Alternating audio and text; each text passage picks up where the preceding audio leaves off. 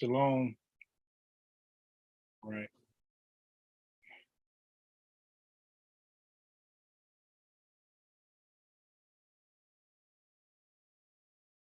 We know one person. Okay, we got everybody. Okay, so shalom. I know this is a late.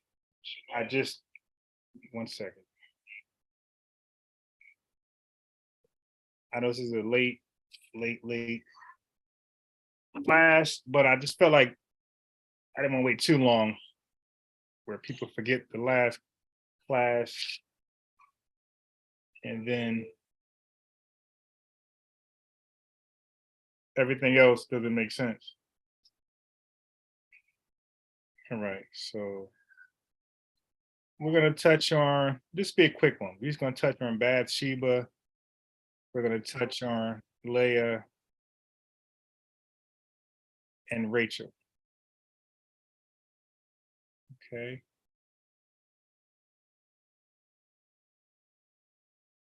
And I know there's different people are from different time zones. So for some people, this is, I think, what, 6 o'clock p.m. Some people is late, and I understand that. That's why I just say, you know what? At the very least, we'll just send a link to people who couldn't make it, like we always do. Okay, so on Facebook, my name is Ron Harrison. So there is a person behind the voice. And let me just get started. Let me just grab the what I put together. And if we have a reader, that's great. If we don't, then I'll just be the default reader. But if we have a volunteer, that'd be great. All right,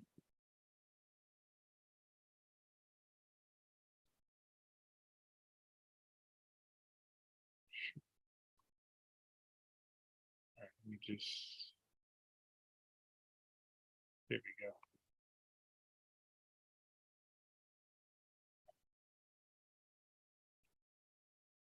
Okay, so before I get started, do anyone wants to volunteer and read?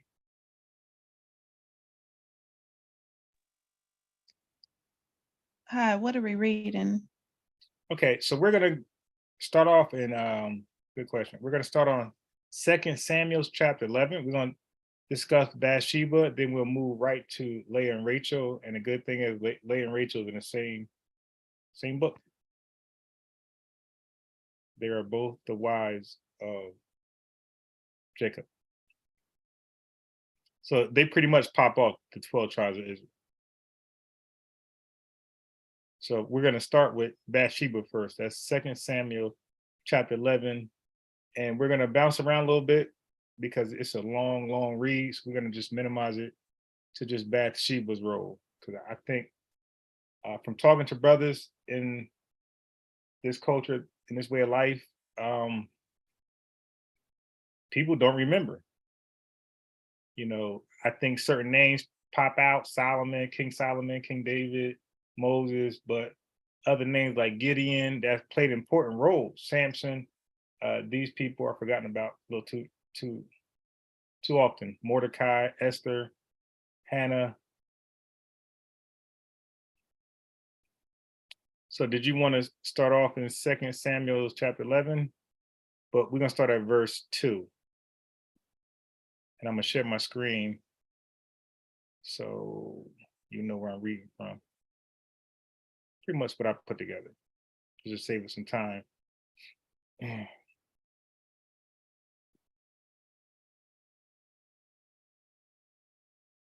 I'm gonna point out things that we read across. I'm gonna point out why it's why I'm highlighting it. So let me just first do this. Before we start, let me just go here real fast. So Blue Letter, everything I got is copy and paste from Blue Letter. So let me just share my screen to Blue Letter real fast. If you were not here with us before, Blue Letter is a tool where it's a concordance, it's a dictionary, it's a lexicon, is many different things. Most people that you hear teach on the internet, they're either using Blue Letter or Bible Hub. All right, they're using this. If they're not, then there's no way that they're teaching anything worth to listen to. Okay, this is what everybody's going to BibleHub.com or Blue Letter. Both have different advantages over each other. I pointed that out last class, the advantages that each other have. So, for example, Bible Hub is better with Bible parallels.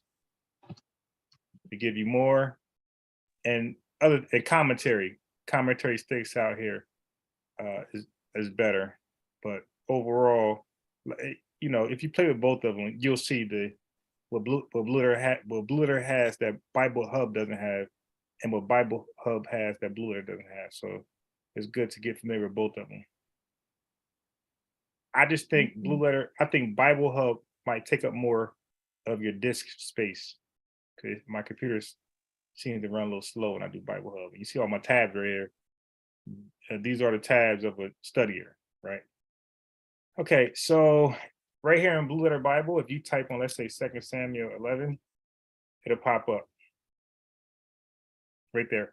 All right, and you can click Strong's and get all Strong's numbers. This is what Bible Hub can't do right off the back. You can click, if we're in the New Testament, there's an option for a red letter. So let me just show you real fast. So we go to Matthew 1:16. Let me just click to go. And now where's red letter? Right here at the far end, red letter. Okay. And what's cool, you can actually listen to it. If you hit this right here, it plays the Bible. It'll play it for you. If you're mopping, cleaning, you could just play the verses behind you. If you click on, you could click on certain verses that you want to copy. This is what I did to get the lesson. And whatever you click on, you can go right to copy, and you copied it, right? If you want to copy the entire chapter, all you do is double click it, and we got every verse selected, and then you copy. If you have copy options, you can dictate that. So there's a lot of things to play with here, but and then you could change your Bible version, translation. So you got a whole bunch. You got Hebrew, you got the morphological Greek New Testament. This is what I read from. You got the Texas Receptive. This is another Greek manuscript. So you got the Arabic. It's a whole. You got the Latin Vulgate here. There's a lot of things here, and just different KJV, New KJV, NLT, NIV, ESV. But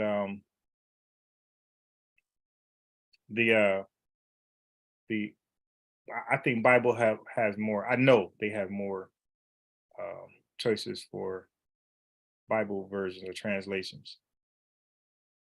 Okay, if you get disconnected, like people do often, you could just click the link and come back in. So, did you want to voluntarily read, or you want me to just start? Yeah, I can. You want me to read from the screen, or you are from? Yeah, you can read from the screen because I already got everything together. So let me just do this for you. Let me just I'm gonna put a highlight where the chapter changes, right? So you're not in context anymore. So if you see a yellow highlight, that just let you know that we're not in context. That means that we had jumped from one verse to another just for the sake of time, but you could easily go back and read it in its fullness, and you'll see everything is, the context is kept.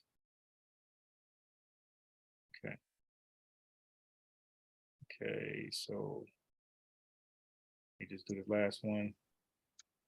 Okay. I'll probably let you go ahead because some of the names I'm not too good with. Yeah. Well, yes, the last, couple of readers, even myself, I can't say I'm the best with King.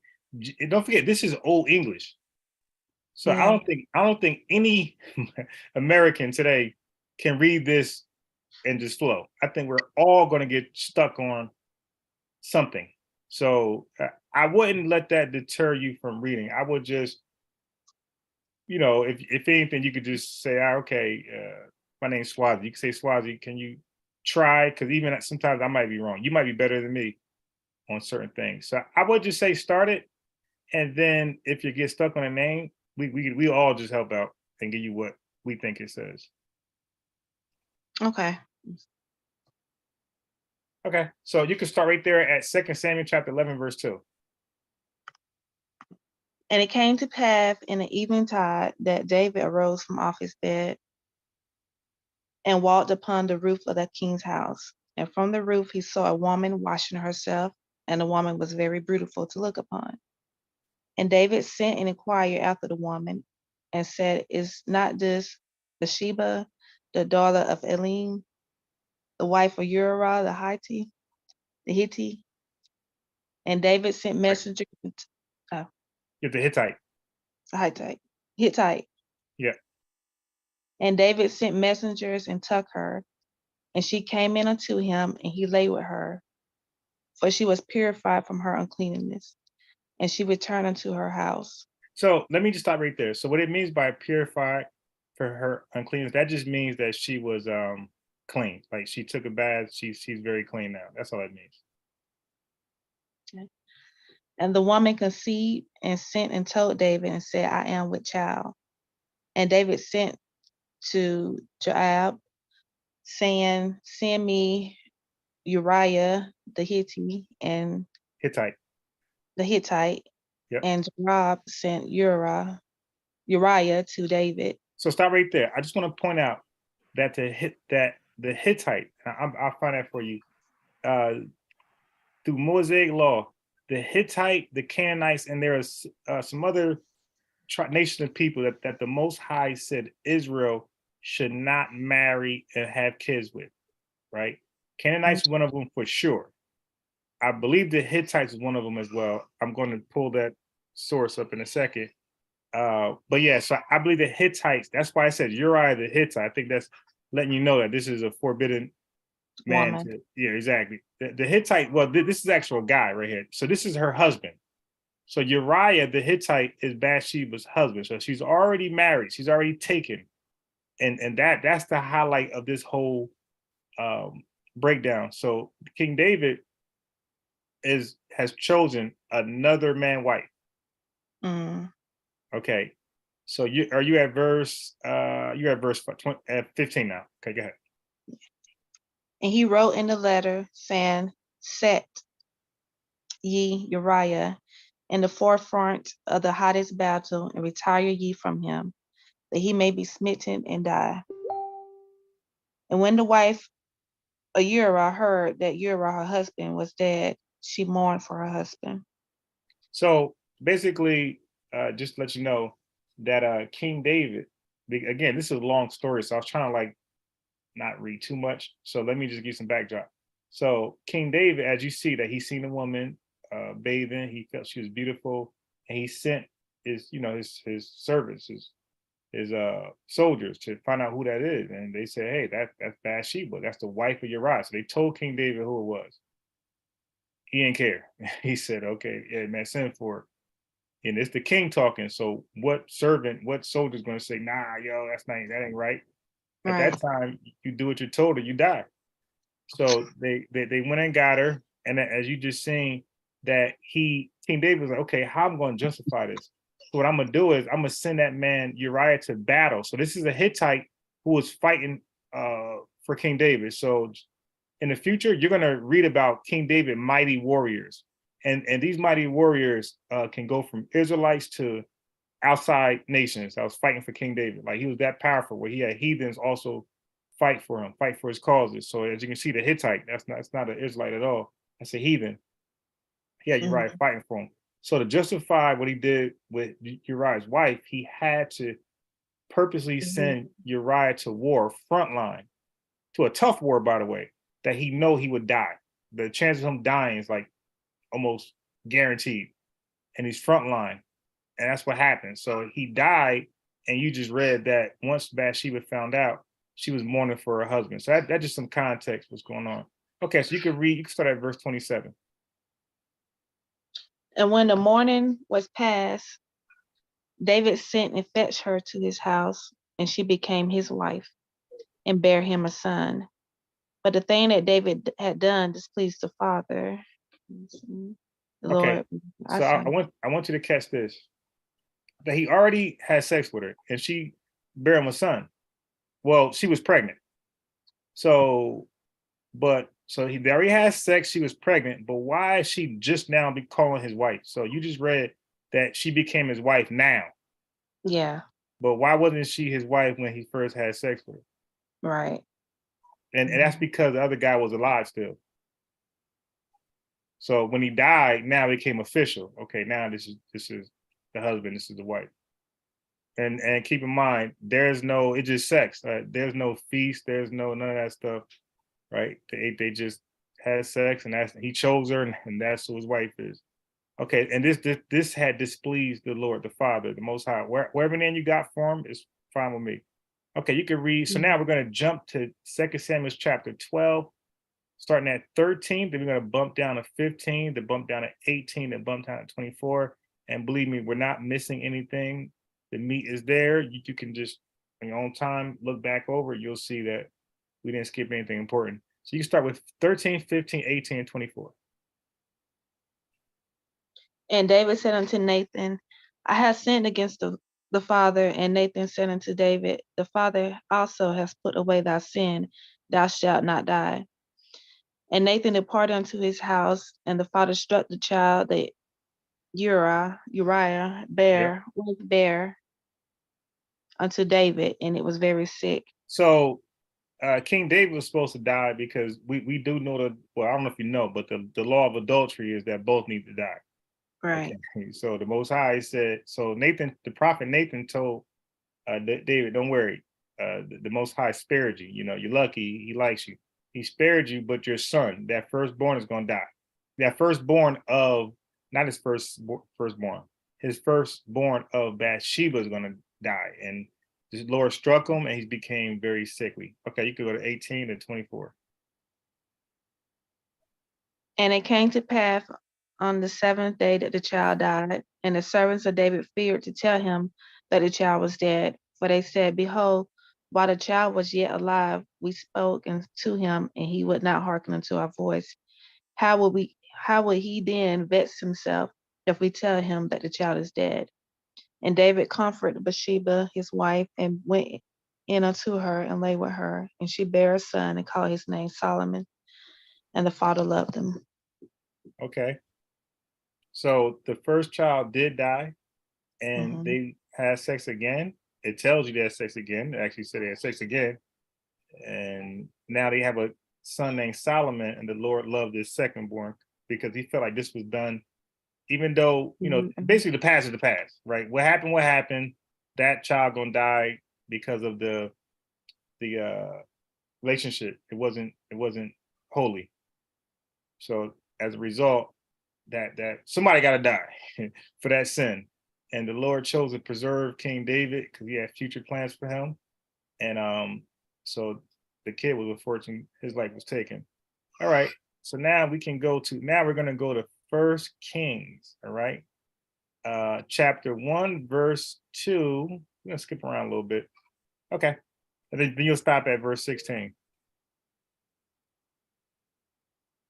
Wherefore his servant said unto him, let there be sought for my lord, for my father the king, the Lord the king, a young virgin. And let her stand before the king, and let her cherish him, and let her lie in thy bosom, that thy lord the king may get heat.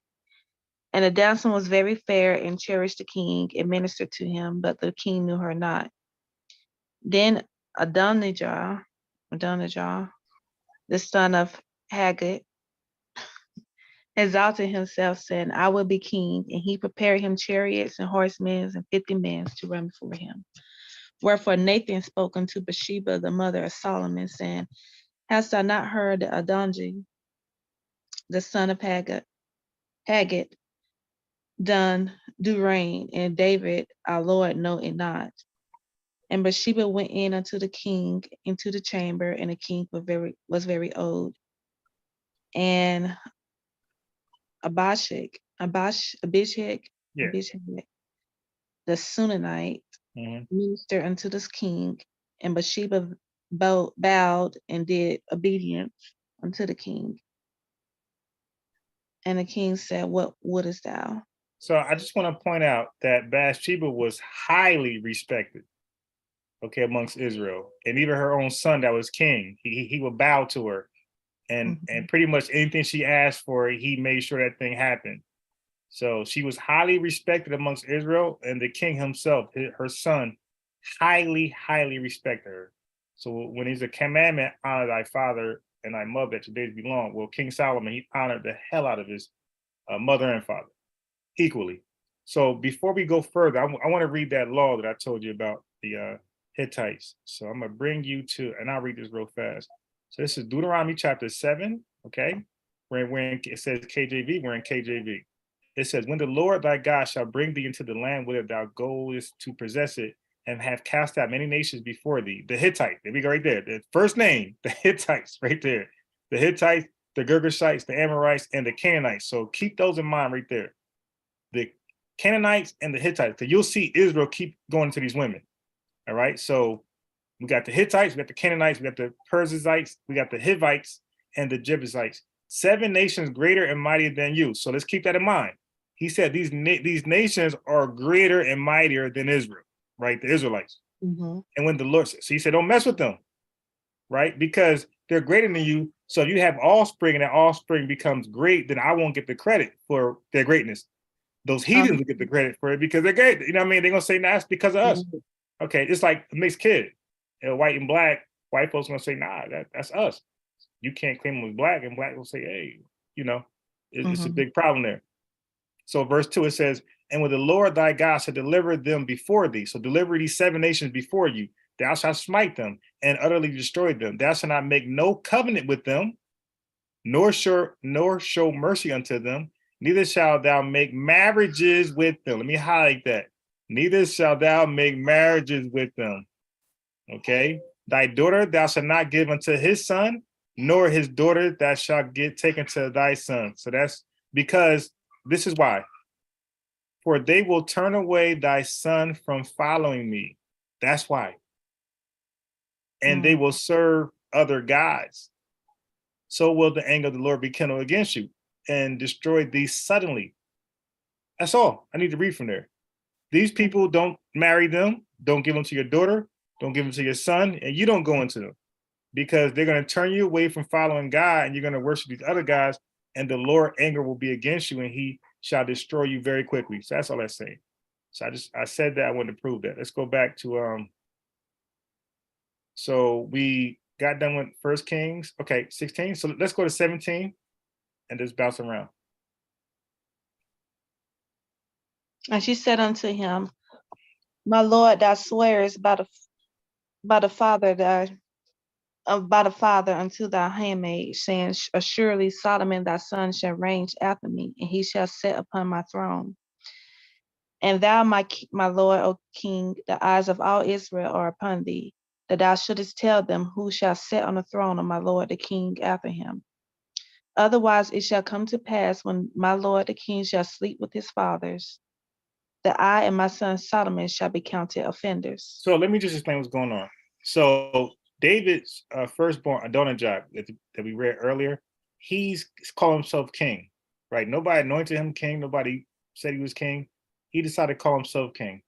So Bathsheba, the wife of King David, is saying, hey, yo, what's up with your oldest son? Don't forget, the oldest son's not from her. She's like, yo, what's up with him? Yo, he wilding. He's saying he's the king, like he's next in line. And if that's true, then the people are going to like persecute me and my son, because they know that he's supposed to be next in line, and you know, something will happen to us. So basically, like she's saying, hey, you got to fix that, or they're going to start taking out on us. Okay. So you can go ahead. You can finish. But me, even me, thy servant, Sorry. and Zadok the priest, and Benaiah, the son of Jehoiada, and thy servant Solomon hath he not called. Is this thing done by my lord the king, and thou hast not shown it unto thy servant? Who shall sit on the throne of my lord the king after him? Then King David answered and said, call me Bathsheba.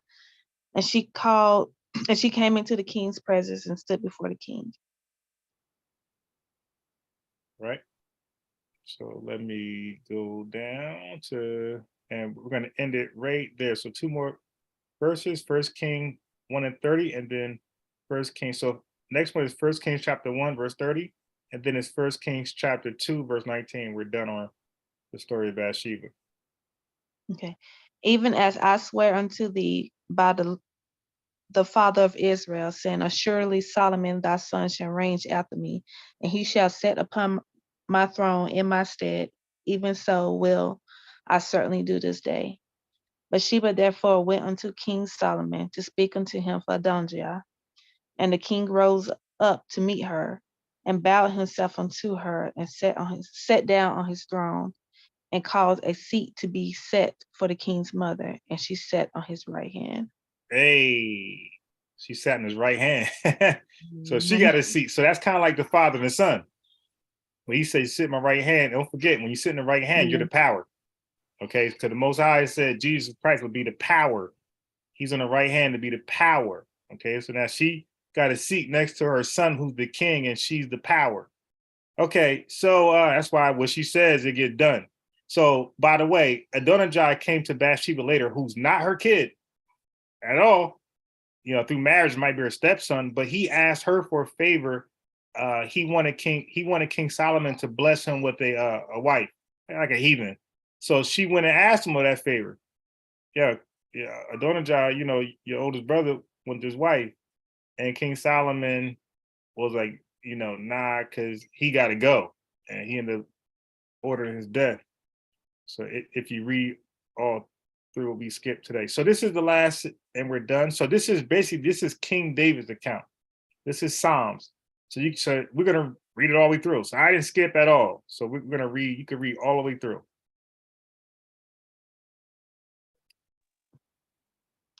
To the chief magician, a psalm of David, when Nathan the prophet came unto him, after he had gone in to Bathsheba, have mercy upon me, O Father, according to thy loving kindness, according to the multitude of thy tender mercies, blot out my transgressions. Wash me thoroughly from my iniquity and cleanse me from my sin. For I acknowledge my transgressions, and my sin is ever before me. Okay, so he's basically repenting. Go ahead. Against thee only have I sinned, and done this evil in thy sight, that thou mightest be justified when thou speakest, and be clear when thou judgest. Behold, I was shapen in iniquity, and in sin did my mother conceive me. Behold, thou desirest the truth in the inward parts, and the hidden part thou shalt make me to know wisdom. Purge me with hyssop, and I shall be clean. Wash me, and I shall be whiter than snow. Make me to hear joy and gladness, that the bones which thou hadst broken may rejoice. Hide thy face from my sins, and blot out my iniquities. Create in me a clean heart, O Father, and renew a right spirit within me. Cast me not away from thy presence, and take not thy Holy Spirit from me. Restore unto me the joy of thy salvation, and hold me with thy free spirit. Then when I teach transgressors thy ways, and sinners shall be converted unto thee. Okay, let's go down. All right. Deliver me from blood guiltness, O Father, thy Father of my salvation, and my tongue shall sing along of thy righteousness. O Father, open thou my lips, and my mouth shall show forth thy praise. For thou desirest not sacrifice, else would I give it. Thou delightest not in burnt offerings. The sacrifices of the Father are a broken spirit, a broken and a contrite heart. O Father, thou wilt not despise. Do good in thy good pleasure unto Zion. Build thou the walls of Jerusalem. Then shalt thou be pleased with the sacrifices of righteousness, with burnt offerings and whole burnt offerings. Then shall they offer bullocks upon thy altar. All right. That's it. So that was King David asking for repentance, and it's showing, you know, he's just being humble, right? So when we ask people to be humble, this is it. So he Right. wasn't proudful. He didn't say, "Oh man, so what? I'm human." You know, I made a mistake. I'm human. You know, he acknowledged that he acknowledged that the Most High had high standards for him, and this was a letdown.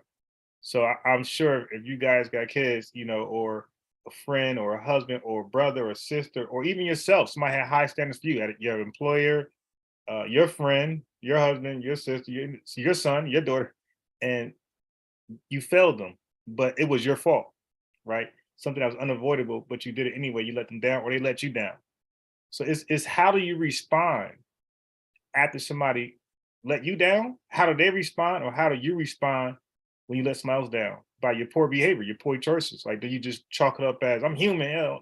Forget about it. You make an excuse, you justify it. Oh, kids in the classroom say, "Hey, mom," but everybody was talking. See, that's justifying like your poor actions. Okay, so King David was showing you the standard of how you be humble and take all responsibility, take all accountability for the poor actions he chose, and he did that. And that's why the Most High blessed him and said, "Through your seed, we're gonna have this Messiah come through." All right, so now the last one. This is going to be a quick one. Just a quick night. It's late, so it was late for us. I want to hold y'all too long because the playback, other people who couldn't make it, they watched the playback, so we don't want to make this too long. Okay, so we're gonna go right here. Let me just think. Let me just make sure we're actually here.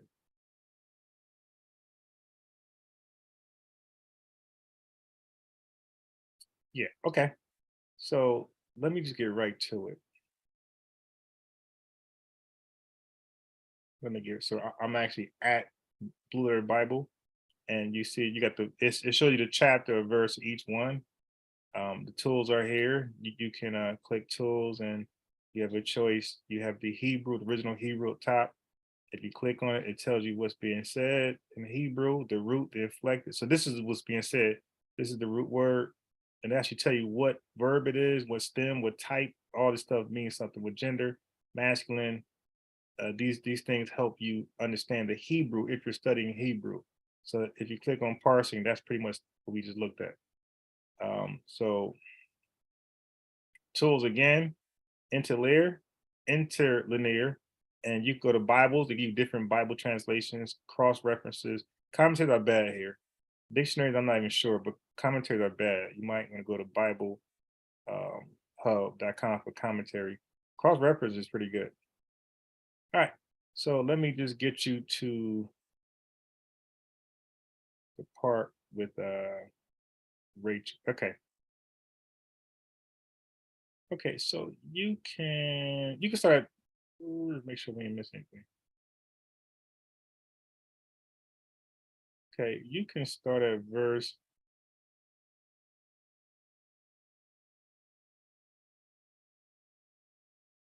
Okay, you can start at verse 9.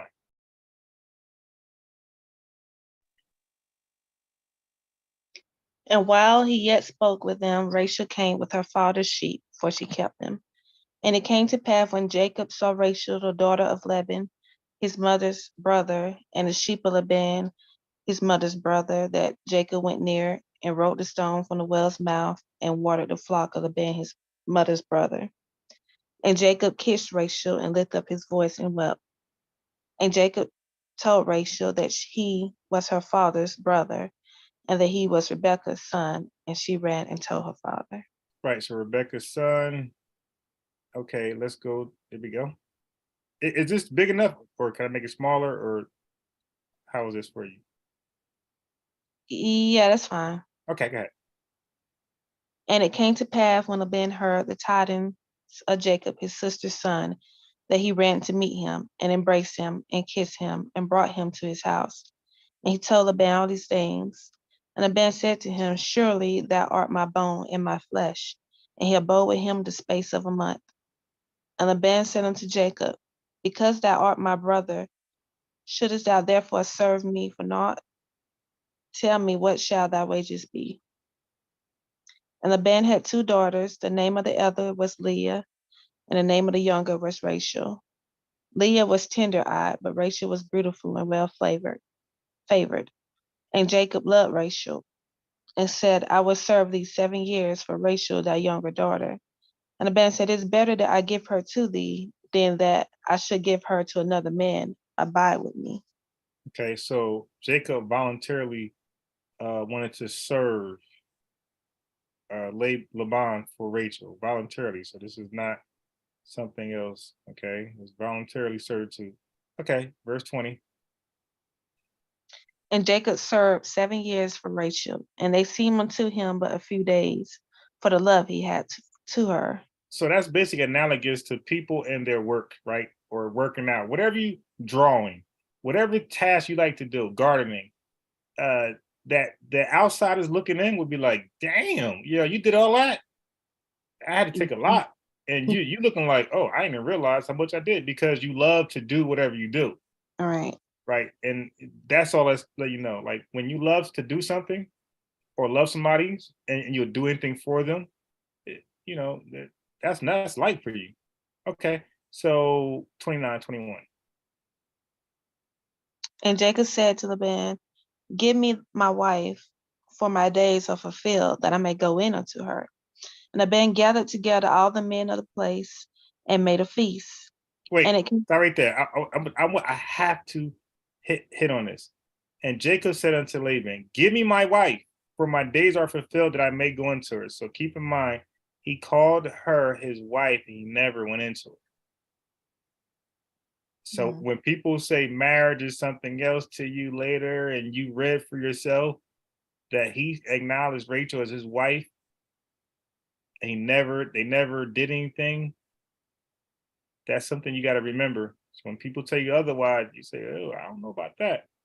I read the Bible, and the Bible calls people wives and husbands without any sexual yeah. contact.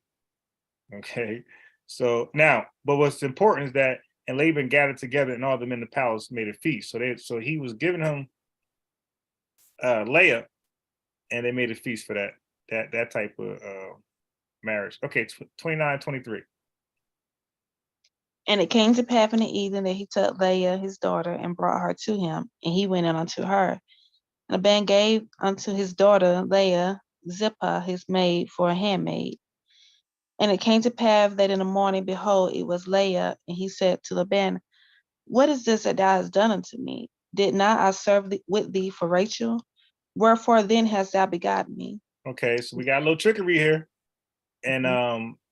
and Jacob have nerve because he tricked Esau, right? Okay, 26. And Laban said, it must not be so done in our country to give the younger before the firstborn. Fulfill her week, and we will give thee this also for the service which thou shalt serve with me yet another 7 years. And Jacob did so and fulfilled her week, and he gave him Rachel his daughter to wife also. Okay, so still calling his wife. All right, let's go.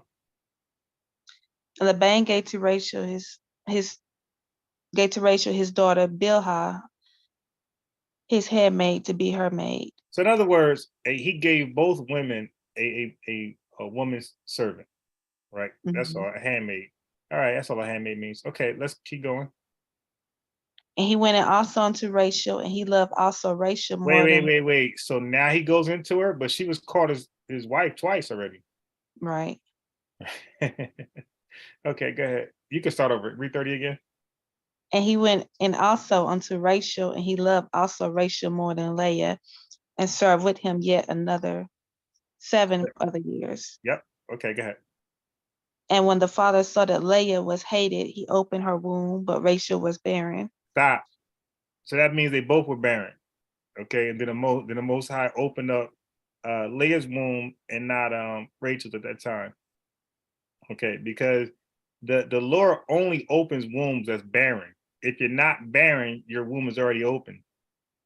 Okay, you Mhm. can have kids right away like everybody else. But if you keep reading, and you'll read it with the story of Sarah, which we'll talk about next. We're gonna talk about Hannah. Um, we're gonna talk about Sarah, and I think it was Esther. I think it was.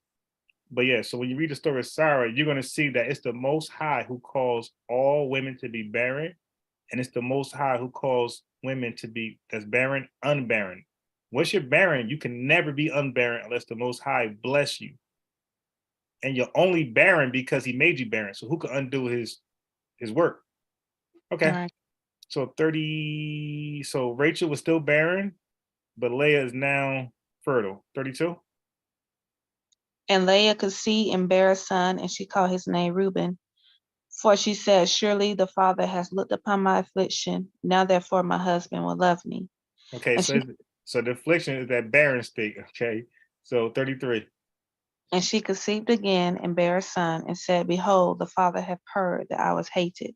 He hath therefore given me this son also. And she called his name Solomon. Right. So I was hated. She's trying to throw shade at Jacob. Okay. Next one. And she conceived again and bare a son, and said, now this time will my husband join unto me, because I have borne him 3 sons. Therefore was his name called Levi. And she Right. Last. conceived Yep. and she conceived again and bare a son, and she said, now will I praise the Father. Therefore she called his name Judah, and left barren. Okay. There you go. Judah came out of Leah, not the woman he loved, Rachel. Now, are y'all ready for some Jerry Springer action? Get ready. This is Jerry Springer. Okay. All right. Are you ready? Yeah, I guess so. Read verse 1. And when Rachel saw that she bare Jacob no children, Rachel envied her sister, and said unto Jacob, give me children, or else I die. All right. This is the Jerry Springer I'm talking about. All right. Let's go. This is hilarious. And Jacob's anger was kindled against Rachel, and he said, am I in father's stead? Who have withheld from thee the fruit of the womb? Stop. I told you. It was the father who kept her from. Well, we already read it. We read she's barren, but I told you that it's the father who make all women barren. Nobody else. So women are fertile until the Most High said you're not fertile. So Jacob knows that. He's saying, why are you mad at me? You can't have kids. Am I in place of the father who withhold the fruit of your womb? Okay, continue. And she said, behold, my maid Bilhah, go in unto her, and she shall bear upon thee my knees, and she shall bear upon my knees, that I may also have children by her. Stop. Okay, now that goes by people quickly, but not with me, because I believe every word is there for a reason. So Rachel said, okay, I'm barren, but I got a way out of this. Go into my handmaid, Bilhah. And when she has that kid, Rachel was claiming that kid as her own. Read verse 4. And she gave him Bilhah, her handmaid, to wife, and Jacob went in unto her. Okay, so again, we got the wife first, and then you have sex. I'm missing something on these Facebook memes. She's the wife first, then they have sex. Okay, read verse 5. And Bilhah conceived and bare Jacob a son. Now, Jerry Springer time, read verse 6. And Rachel said, Father has judged me, and hath also heard my voice, and hath given me a son. Therefore called she his name Dan. Dan. Now, yeah, Don, same thing. Now, I know you didn't miss that. Rachel act like this son is hers, like she birthed him. She said, look, she praised the Lord and said he heard my voice. She heard basically my cry out, my praying, and has given me a son. Therefore, I called his name Don, right? And accurately, it would be Don. It would be Dan because there's no ass sound. It would be Don. So Rachel handmaid delivered a child, gave birth to a child. Rachel claimed the boy as her own. Now remember what I'm saying to you, because this is going to come up later. Okay, it's going to come up later. So you have people claiming children as their own, and there's no biological ties. True. Right. Okay, so let's read 7. And Bilhah, Rachel's maid, conceived again and bare Jacob a second son. Okay, now what's going to happen, Rachel? Go ahead. And Rachel said, with great wrestling have I wrestled with my sister, and I have prevailed. And she called his name Naphtali. Yeah, Naphtali. Okay, so Rachel, in her mind, these my boys. I don't care who womb is being used. It's my boys. So keep that in mind. And Moses' daughter, right? Pharaoh's daughter, but Moses is my boy. Okay. So you have about I showed before different classes where you got men saying they're the father of boys that's not theirs, and now we have women saying that they're the mother of boys that they did not give birth to. In their mind, at that time, don't forget this is thousands old. We're different now with biology and all this type of stuff. At that time, that's her kid, and you ain't telling her different. All right, read 9. When Leah saw that she had left barren, she took Zilpah, her maid, and gave her Jacob to wife. And Okay, so wait, so now Leah was like, okay, are we doing that?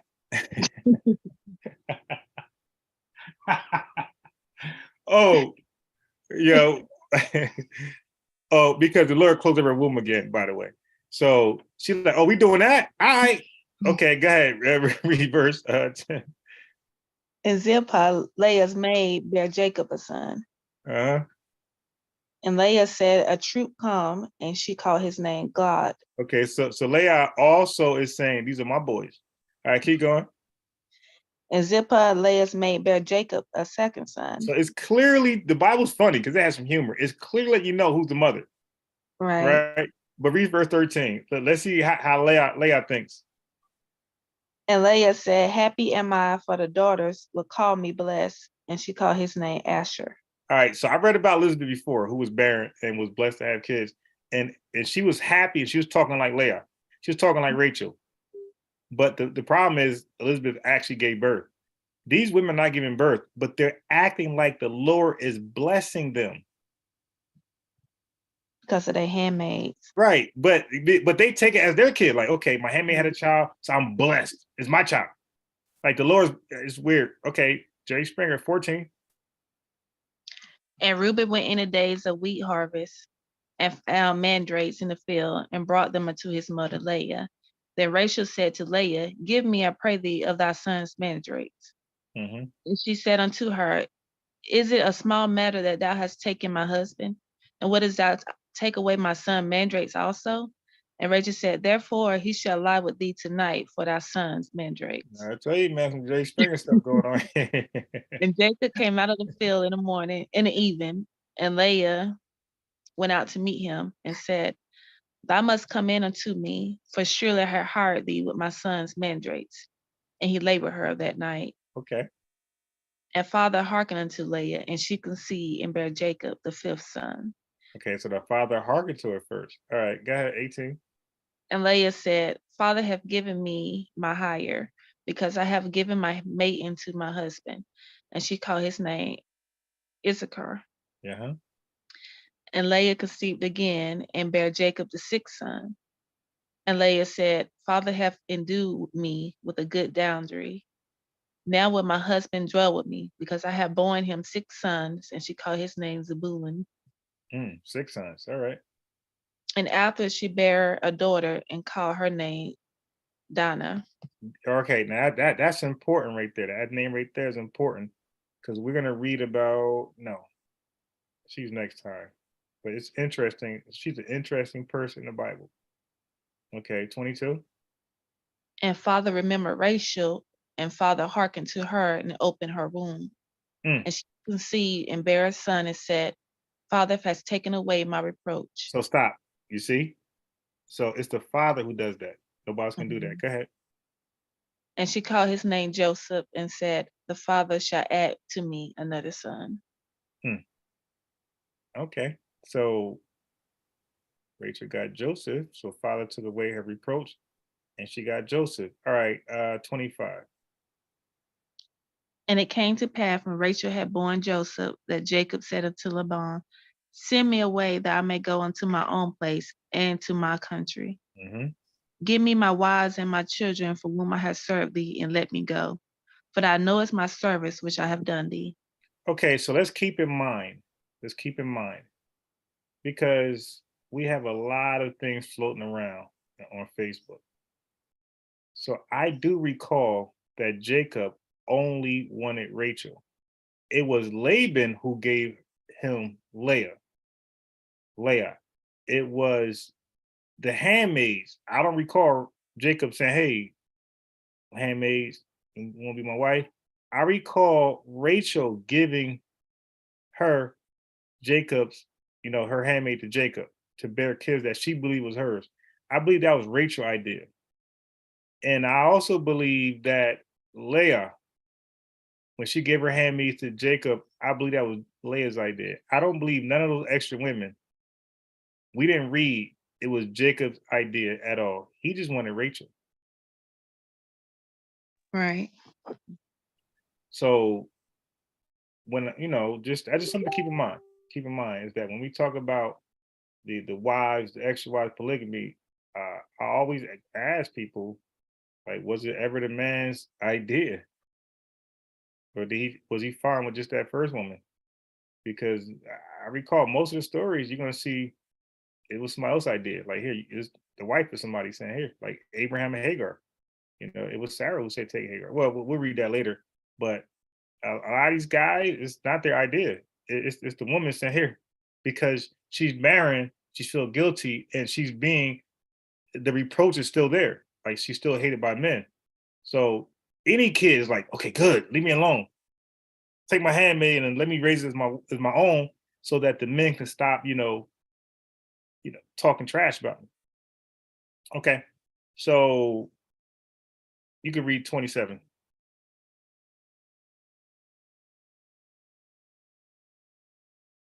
My bad. And Laban said unto him, I pray thee, if I have found favor in thy eyes, tarry, for I have learned by experience that the Father has blessed me for thy sake. And he said, appoint me thy wages, and I will give it.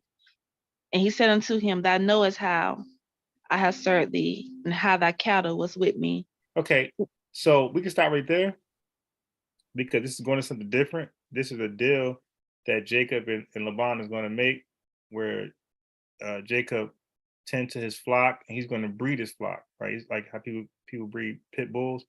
And the thing is, the deal was because he wanted to put some money in Jacob's pockets. So he said, listen, when you breed these flock, you take the spotted flock because it's cheaper, of course. They're cheaper. And the unspotted, you leave to me. There's more money. So just to let you know, Jacob did him dirty. Jacob had, I think he covered his spots. He did some slick stuff where he took the unspotted and left Laban with the spotted, right? So Laban's it's just some Tyrone stuff now because Laban trying to get at him. He found out what he did. He was trying to get at him. All right, so 1 second. Let me just pull this up real fast. Then we could end it.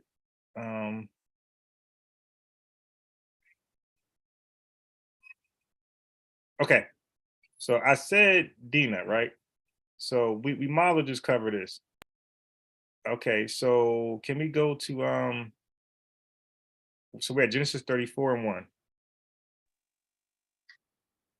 And Dinah, the daughter of Leah, which she bare unto Jacob, went out to see the daughters of the land. Mm-hmm. And when Shechem, the son of Hamor, the Hittite, prince of the country, saw her, he took her and lay with her and defiled her. Okay, so the Hivite was amongst the names that in Deuteronomy 7 and 3, it was commanded, don't go into these people, right? The Canaanites, the Hittites, the Hivites, the Jebusites, whoever else was out there, don't go into these people. Don't give your son, your daughter. So he saw her, he took her, he lay with her. So I want you to look at this word right here because we're going to deal with this later. He took her, right? So because people got their own understanding what that means, and it's very clear what it means. Okay. Right. Yeah. He took her. So the word took just means you chose her, right? I chose, I chose you. And then he lay with her, then he defiled her, right? With against her will. Okay, so you can read verse 3. And he sold clay unto Dinah, the daughter of Jacob. And he loved the damsel and spoke kindly unto the damsel. Okay, so let me just scroll down a little bit. So damsel means young woman at marriageable age. So he loved her, he took her, he defiled her, but he loved her. Okay, now read 4. And Shechem spoke unto his father Hamor, saying, get me this damsel to wife. Okay, isn't to wife means something later, right? Yeah. Okay, but he had sex with her, right? So how come that's not his wife? She underage. Nah, she a damsel. She's ready. If she was underage, she would not be called a damsel. So, but Because he what I'm took saying it. is, what I'm saying is, people keep saying sex is marriage. Well, they Not had all, sex, huh? not all the time. Right, Like he right, took and it. Like he, exactly, and that like he took we're me. reading Like that. Yeah, yeah, that's like rape. right. Well, In a but way, it's like she was unwanted. Like the foul. Like unless you know what I'm saying that she was willing to do it, but I don't. well, the Bible talks about, so if you go to Deuteronomy chapter 22, it talks about rape. It talks about these things, and you can still marry those people that you force Right. yourself. Right, right. But in this case, he went into her, he had sex, and she's not called his wife. But you will hear people say sex is marriage, whether it's forced or agreed to. Like Right. they'll say either way, it's marriage, and we're reading is not marriage. Okay, so now let's go. Let's read out. And Jacob heard that he had defiled Dinah, his daughter. Now his sons were with his cattle in the field, and Jacob held his peace until they were come. And Hamor his father, a Shechem, went out unto Jacob to commune with him. And the sons of Jacob came out of the field when they heard it, and the men were grieved, and they were very wroth, because he had wrought folly in Israel in line with Jacob's daughter, which thing ought not to be done. Right, Deuteronomy 7:3. So hold on, wait, don't. Okay, so you can read verse 8 because this guy still wants her.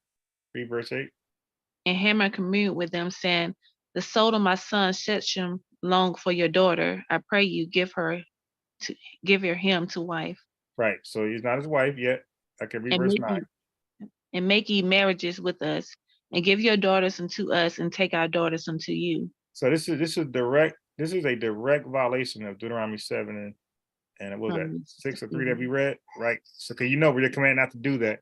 So so we skip past that. We skip past that. We skip past because he's still thirsty for her. Okay, so now let's go to the answer. Read 13.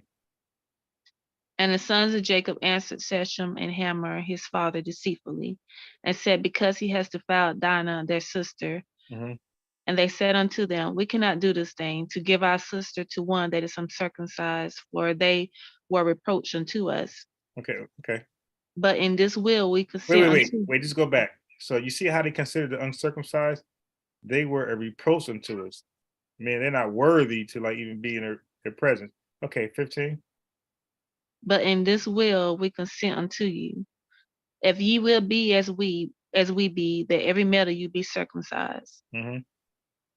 Then will we give our daughters unto you, and we will take your daughters to us. We will dwell with you, and we will become one people. Okay, now stop. I want you to keep back when they said this. This says, and the sons of Jacob answered Shechem and Hamor father deceitfully. So they're crossing their fingers, in other words. So I want you to. So now, of course, the other guys agreed. Okay, now start at 20. So they agreed and they're going to meet up to get circumcised. And Hamor and Shechem his son came unto the gate of their city, and communed with the men of their city, saying, these men are peaceable with us, therefore let them dwell in the land and trade therein. For the land, behold, it is large enough for them. Let us take their daughters to us for wives, and let us give them our daughters. So that's the agreement. But I want Mhm. okay, all right, 24. And unto Hamor and unto Shechem his son hearken all that went out of the gate of his city, and every male was circumcised, always that went out of the gate of his city. Mm-hmm. And it came to pass on the third day, when they were sore, that two of the sons of Jacob, Simeon and Levi, Dinah's breathing, took each man his sword, and came upon the city boldly, and slew all the males. Okay, so all the males they circumcised, he slew them all. 26. And they slew Hamor and Shechem his son with the edge of the sword, and took Dinah out of Shechem's house, and went out. Okay, The sons of Jacob came upon the slain, and spoiled the city, because they had defiled their sister. right. So they avenged their sister, right? And they called it defiled because they were despised heathen nations, like they were forbidden heathen nations. So they took that as disrespect because the law was don't go into these people. And then Right. they're gonna have the nerve to force themselves on your sister, right? And their brothers like, nah, we can't have that. Like we can't live with that. They all got to die, basically. Because the law in Israel is like if you got an adulterer, the law is they both must die, right? Especially if she didn't cry out, because it's all Yeah. about getting rid of that evil in Israel. Because they don't want this practice to continue. So they want to kill it, end it right there, nip it in the bud, and then they move on. Okay, so now let's get Jacob's response. You could do 30 and 31. Read 31 or 30. No, 30 and 31. Okay. And This Jacob is the said father's response. to Solomon and Levi, ye had troubled me to make me to stink among the inhabitants of the land, among the Canaanites and the Perizzites. Perizzites, and I being few in number, they shall gather themselves together against me and slay me, and I shall be destroyed, I and my house. And they said, should he deal with our sisters as with an harlot? So, which is a prostitute. So the father was actually being like a punk, because remember the Most High said, "Don't go into the Perizzites, the Canaanites, the Hittites, the Hivites, because they're stronger than you." So Jacob is acknowledging that, but he's not considering who his God is, right? Which they always did in Israel. They always forgot what their God did for them. At a mighty hand, delivered them from so many different people and performed so many miracles. Like it's funny how Israel just lose sight of that and look at their puny ops as mightier than what their God just did. So Right. Jacob couldn't see, but the son seen. They're like, "Yo, what are you talking about?" Like, so we supposed to just let that slide? These heathens, they come to follow our sister and treat her like a harlot, and because you're afraid of what the Perizzites and the Canaanites would do to you, knowing we got this God that's high and mighty that can prevent anything from happening to us. They like, nah, that how it's gonna work. So that's pretty much it for tonight. So I wanted to touch on Bathsheba. For one, she's mentioned in Matthew's, right? The genealogy of Jesus. We read about the other three women before Mary. So the first one was Tamar. We read about her, who had to play the harlot to raise up seed to her brother. Deuteronomy 25:5, the law. It's called the Levite law. And then we read about Rahab, who was actually a harlot, but she was responsible for the two spies of Joshua in the city of Jericho to be successful in order to take over the city of Jericho and deliver the ops into God's hands with the help of a death angel.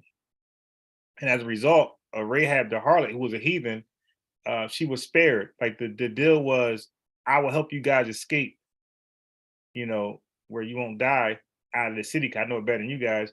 But in exchange, I want to live plus my entire father's house. And they agreed, and they had hung a scarlet thread outside of her window, like kind of like when they, it's like the Passover, right? So Israel's commanded to kill everybody but that window.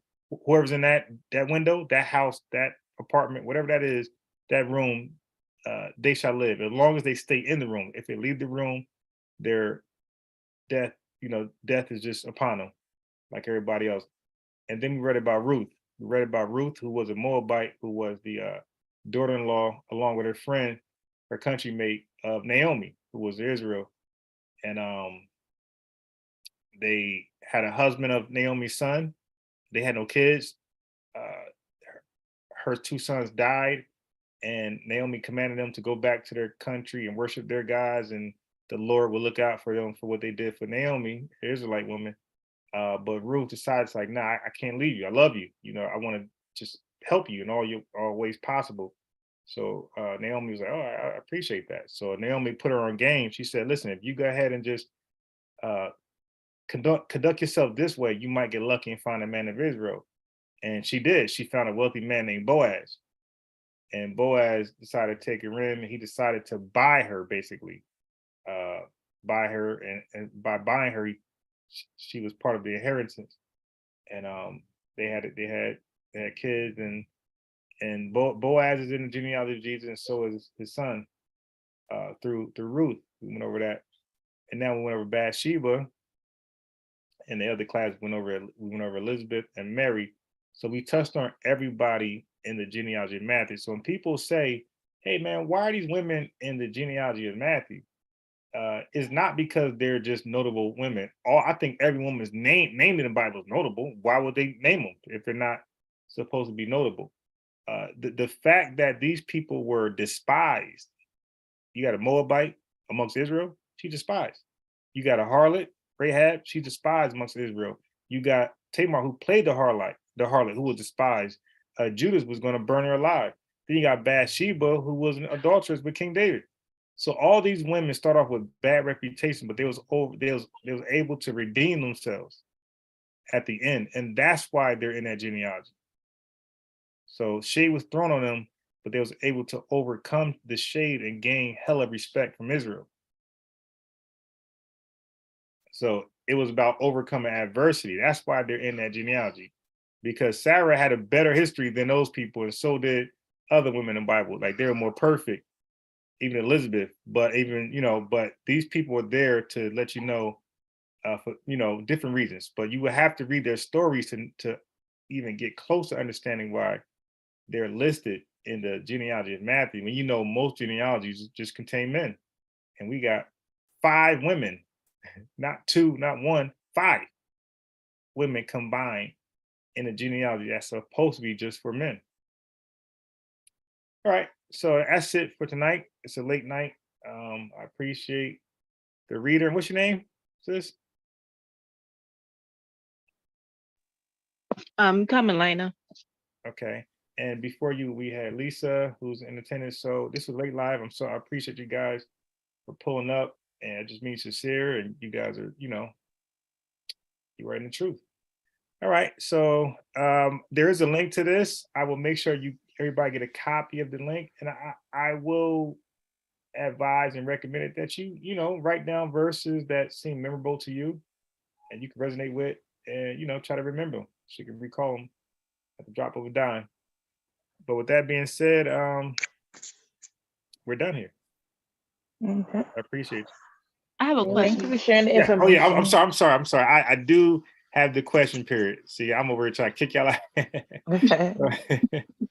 It's still Jerry Springer. All right. So yeah, what's the question? Now, how often do you live? So I try to be considerate. So let me say this. I would like to go every night, but I try to be considerate. I don't want to overburden anyone, because you got people who just love the word, they don't mind, but you got some people who struggle, and they felt like they're being obligated to join. So I would like to go every night, but I try to give a break in between, like maybe a 2-day break, a 1-day break, and then I'll let the sister know, like, hey, see if anybody is interested. But I would like to go every night, but I would at least give a day break, just so people don't feel like they're over, like that they have to come and they're obligated, those type of things. Okay. But I do have an email.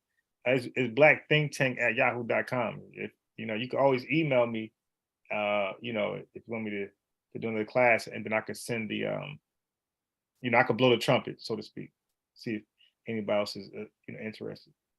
What is it? Black what? Black. So everything is spelled correctly. blackthinktank@yahoo.com.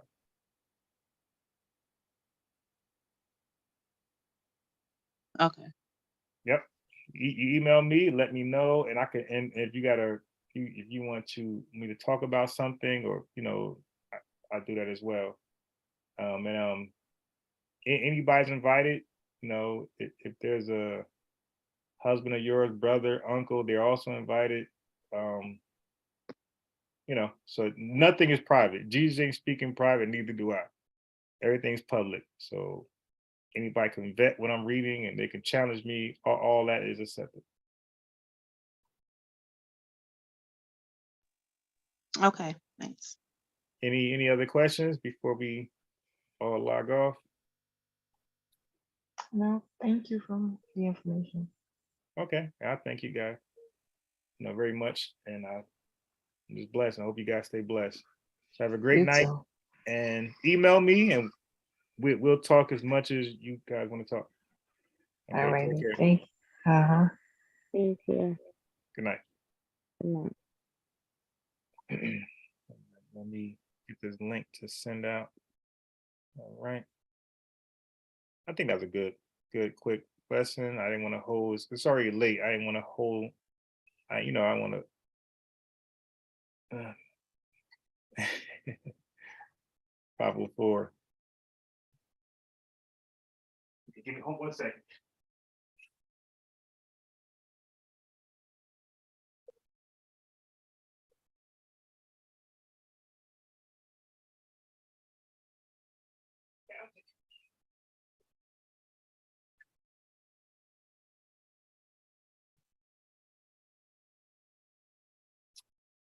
Hey man. So let me see what's going on over here.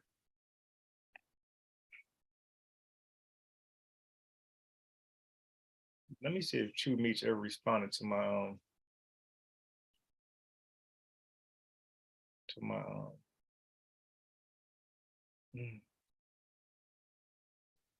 Okay, so damn, True Meats, that would he's I could spare 30, 60 minutes to spare. Well, True Meats, how much of that time you got to spare now? He might be gone by now. Yeah, he's out of there. Let me see if he.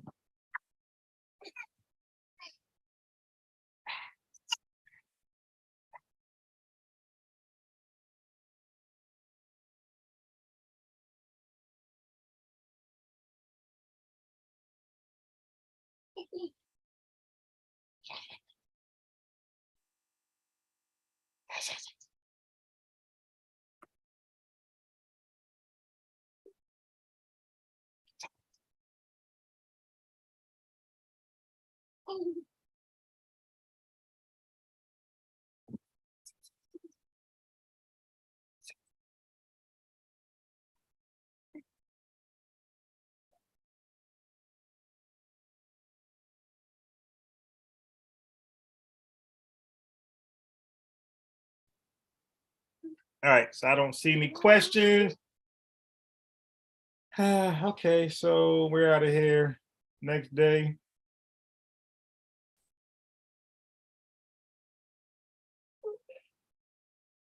Okay, so yeah, I think. All right.